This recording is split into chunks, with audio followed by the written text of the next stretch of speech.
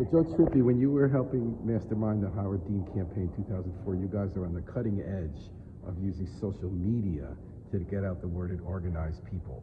What is the insight 20 years later when you're here at this conference looking at what it can be the long-term strategy for winning elections?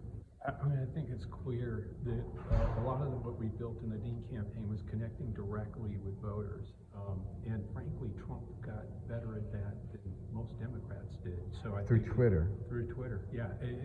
Twitter became his. We had Block for America, Block for Democracy, and Twitter was his Block for America. I mean, his direct connection. So I think it's in a weird way, it's catching up, and I think Kamala Harris has a really good possibility of sort of catching up culturally to directly connecting using. And how do that?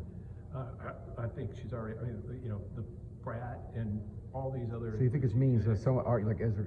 I mean, the hard fork was suggesting that the memes are one part of the electorate, but not the real electorate. Right, but the memes are connecting with people that no longer are watching television. They're picking up, in a lot of ways. So memes are the next frontier. Yeah, that's what I think. So you went from social media to specifically Twitter to memes. To memes. What about long term? And long term, I think it's building an alternative to things like X, because the algorithms that most of the social media platforms are using, including Instagram and TikTok, basically help polarize and create more anger and division. And I think the next iteration has to be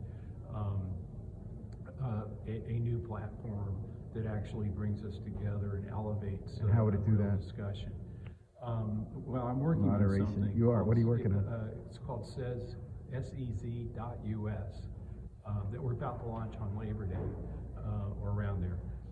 That promotes civility, positive conversation. I mean, you can disagree, but disagree. Is that through human moderation? Is it through better algorithms? It's community.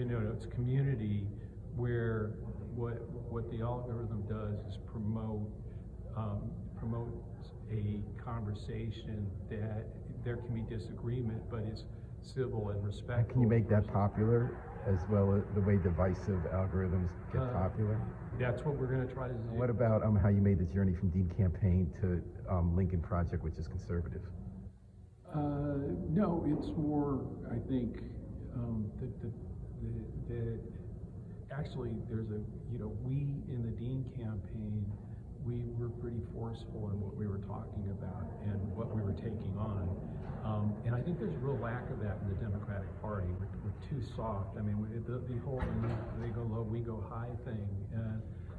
People want strong response, and sort of the tough, strong language that you have to take if you're going to win. Would that contradict what you're trying to do with the platform of civility, or it's not a question of civility, it's about being clear? It's about being clear. It is. I think.